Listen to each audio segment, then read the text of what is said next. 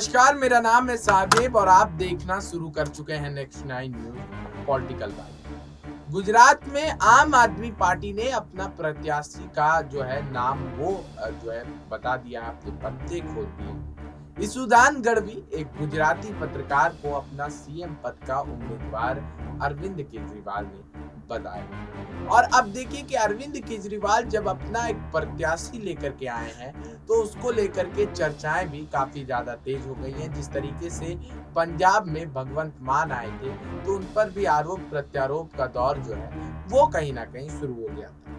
तो अब गुजरात में अरविंद केजरीवाल के प्रत्याशी और गुजरात की सियासत पर चर्चा करने के लिए हमारे साथ हमारी खास सहयोगी जयंती झा मौजूद है।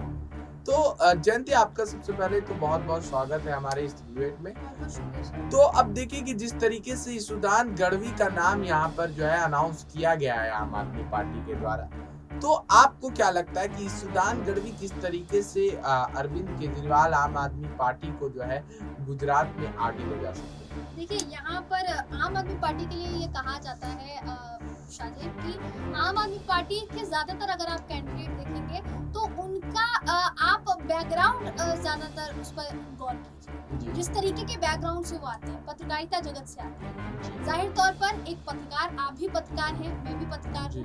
पत्रकारिता जगत में हर चीज की, हर राज्य की नॉलेज कितनी होती है ये शायद आपको मुझे बताने की जरूरत नहीं है। और इसुदान गढ़वी को यहाँ पर सीधे सीधे मत मिलता हुआ नजर आ रहा है, मत प्रतिशत उनका बढ़ता हुआ नजर आ रहा है। देखिए, अगर 30% यहाँ भूपेंद्र पटेल को सीएम के तौर पर देख रहे हैं और 20% मान लीजिए यहाँ पर सपोज कीजिए कि 20% उनको भी मिल रहा है मत, तो सीधे तौर पर उनको भी पहचाना जा रहा है, ये कहा जा सकता है। तो इसुदान गढ़वी जो कि पत्रकारिता जगत से आते हैं, पत्रकार पहले रह चुके हैं, उसके बाद अभी पार्टी में संयोजक के तौर पर पहले कार्यरत थे, उसके बाद उनके काम को देखते हुए, और सबसे बड़ी बात यहाँ ये है शाजिब कि यहाँ सीधे तौर पर एक रात में फैसला नहीं लिया गया कि केजरीवाल ने उनको देखा कि वो पत्रकार बैकग्राउंड से आते हैं और वो संयोजक रहे हैं, अच्छा काम कर रहे हैं, तो उनको चुनो सीएम का कैंडिडेट। ऐसा बिल्कुल नहीं हुआ है। यहाँ बकायदा केजरीवाल का कहना है, अब इस बात में देखिए सच्चाई कितनी है वो उनको सबूत पेश करना चाहिए। केजरीवाल का कहना है, जो कि सीएम है दिल्ली के, उनका कहना है कि उन्होंने एक लिस्ट जारी की है और इस लिस्ट में एक सर्वे उन्होंने किया गुजरात की जनता का।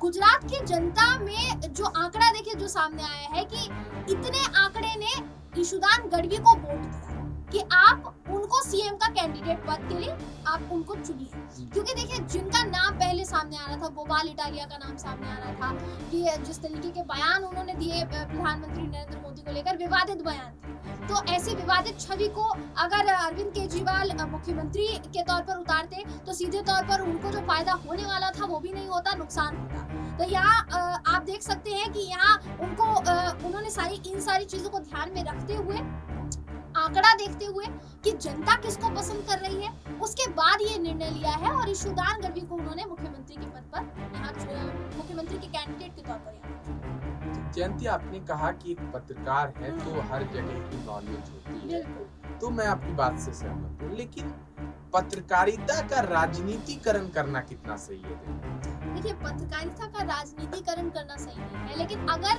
वो पत्रकारिता क्षेत्र में अभी भी होते तो आप इसको बोल सकते थे कि वो राजनीतिकरण कर रहे हैं, पत्रकारिता का राजनीतिकरण कर रहे हैं। हालांकि ये जो सवाल है थोड़ा हास्यास्पद है अभी के माहौल की वजह से शाजिब, क्योंकि इस वक्त पत्रकारिता का राजनीतिकरण कौन नहीं कर रहा है, शायद आप अच्छी तरीके से इस बात को जानते होंगे। बड़े बड़े जो मीडिया के धुरंधर हैं, जो इस वक्त बड़े पदों पर विराजमान है, किस तरीके से राजनीतिकरण हो रहा है, ये शायद आज चर्चा का विषय नहीं होना चाहिए, लेकिन फिर भी मैं ये बोलना चाहूंगी कि पूरी तरीके से यहाँ राजनीति का, पत्रकारिता ही राजनीति बन चुकी है। पत्रकारिता और राजनीति में आप क्या अंतर कर पाएंगे, बताइए ना आप।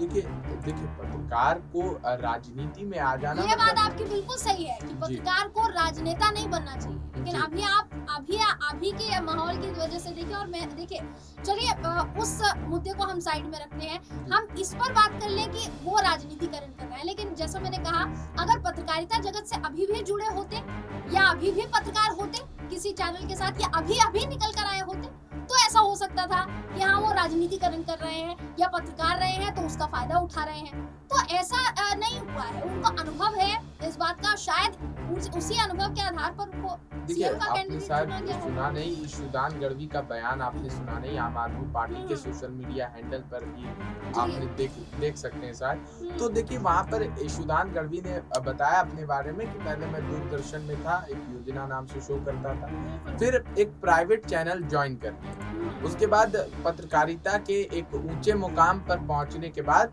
गोपाल इटालिया ने मुझे सियासत में आने को कहा और फिर मैंने सियासत करना शुरू कर दिया, यानी कि आप आम आदमी पार्टी को ज्वाइन कर लिया। तो ये तो एकाएक पत्रकारिता से आए हैं। और अगर यहाँ पर ईशुदान गढ़वी कहते नजर आ रहे हैं कि पत्रकारिता जगत में बहुत ऊंचा नाम कर दिया, तो मुझे लगता है शायद कि उतना भी नाम ईशुदान गढ़वी ने नहीं कर लिया था कि देश का बच्चा बच्चा जैसे रवीश कुमार और अंजना ओम कश्यप जैसे पत्रकारों को जानता है, उनको जानता होगा। तो देखिए, ईशुदान गढ़वी का इस क्षेत्र में आना कहीं ना कहीं से पत्रकारिता का राजनीतिकरण तो कहेंगे। दूसरा देखिए, आप सबसे बड़ी बात यहाँ पर देखिए जयंती, कि जिस तरीके से ईशुदान गढ़वी को यहाँ पर लाया गया है एक पत्रकारिता जगत से उठाकर क्या, तो सवाल तो अब गुजरात की सियासत में उठेंगे ही ना जयंती, की पत्रकारिता का राजनीतिकरण। देखिए, पत्रकारिता का राजनीतिकरण को आप देखिए, मैंने जैसा आपको कहा कि एक वो पत्रकार रहे हैं, 2015 की मैं बात आपको बताऊं शाजिब, 2015 में गुजराती मीडिया के युवा चैनल यहाँ पर ईशुदान गढ़वी, अब उनका वो जो अनुभव था उसके बाद से वो राजनीति में सक्रिय रहे हैं। 2015 और 2022 में भी तो अभी अंतर है ना, आप खुद देख सकते हैं ना कितना बड़ा अंतराल है। तो यहाँ जिस राजनीतिकरण की आप बात कर रहे हैं, वो राजनीतिकरण जैसा मैंने कहा वो तब माना जाता, आप किसी चैनल के हेड को, चैनल के किसी हेड ने इस्तीफा दे दिया और वो बीजेपी का समर्थक है मान लीजिए, और उसने पत्रकारिता छोड़ के अभी राजनीति ज्वाइन की है या बीजेपी का हाथ थाम लिया, उसको आप कह सकते हैं कि हाँ यहाँ खास पार्टी कैसे, फिर खास पार्टी का आप नाम ले रही हैं, बीजेपी का नाम ले रही है आप पार्टी। मैंने आपको उदाहरण के तौर पर ये समझाया जी, कि अगर ऐसा होता तो ये हो सकता था। अब गुजराती मीडिया जिसके मैं बता रही हूँ आपको, 2015 में वो थे, उसके युवा चैनल हेड थे, और उसके बाद वो वहां से निकले, वो राजनीति में सक्रिय हुआ। तब से उन्होंने, देखिए, आम आदमी पार्टी जब उन्होंने ज्वाइन की तो आम आदमी पार्टी पर एकदम से उनको इतना बड़ा पद नहीं मिल गया। भगवंत मान की आप बात कर लीजिए, भगवंत मान को पहले सीएम कैंडिडेट के तौर पर कौन सोच रहा था कि वो सीएम कैंडिडेट उनको उतारा जाएगा केजरीवाल की तरफ से, लेकिन सीएम कैंडिडेट बाकायदा उतारा के जीते, वो चुनाव जीते। तो ऐसा यहाँ हो सकता है। देखिए, राजनीति में तो सब कुछ संभव है ना, आप पत्रकारिता से हो, आप किसी भी क्षेत्र से हो, यहाँ अगर आप एक बार राजनीति में आ गए और आपने पैठ जमा ली तो सीधे तौर पर यहाँ आपको उसी वजह से जाना जाएगा, वही छवि आपकी बनेगी। अब बेशक कहा जा रहा है, देखिए, हर नेता का इतिहास तो याद दिलाया ही जाता है चुनाव में कि वो किस बैकग्राउंड से आया है, पहले क्या करता था, तो इनका भी इतिहास, क्योंकि तो टाइम्स ऑफ इंडिया की एक रिपोर्ट जानती है, टाइम्स ऑफ इंडिया की एक रिपोर्ट है जिसमें ईशुदान गढ़वी पर जो है, ड्राई स्टेट है गुजरात, वहाँ शराब पी करके जो है हंगामा करने के आरोप है, तो उस पर क्या कहना चाहेंगे? देखिए, मैं एक ही चीज यहाँ कहना चाहूंगी, जिस वक्त मैं आपको उदाहरण के तौर पर ये समझा रही हूँ, मैंने किसी पार्टी का नाम नहीं ले रही हूँ, उदाहरण के तौर पर आपको समझा रही हूँ। जिस वक्त पंजाब के चुनाव हो रहे थे, तो पंजाब चुनाव में ये कहा गया कि भगवंत मान जो है, भगवंत मान की एक ऐसी छवि बनी हुई है कि वो पी के टुल रहते हैं, ऐसा बोला गया। मैं साधारण शब्दों में अपनी जनता को समझाने की कोशिश कर रही हूँ, लेकिन फिर भी देखिए उनकी ऐसी छवि, और सबसे ज्यादा इस बात को लेकर तंज कौन कस रहा था, बीजेपी कस रही थी, ज्यादातर कांग्रेस के नेता कस रहे थे, लेकिन फिर भी आप देखिए उतरे बाकायदा, और कांग्रेस के दिग्गज नेताओं को हराया है उन्होंने, उनकी पार्टी के नेताओं ने हराया है। तो आप देखिए, छवि बहुत बनती है, इतिहास निकाला जाएगा, प्रधानमंत्री नरेंद्र मोदी के इतिहास भी कई बार निकाला गया है, लेकिन आप बताइए ना कि देखिए, तराजू एक बार पलड़ा भारी हो जाता है तो फिर वो भारी ही रहेगा, तक बस छाप छोड़ने की यहाँ से।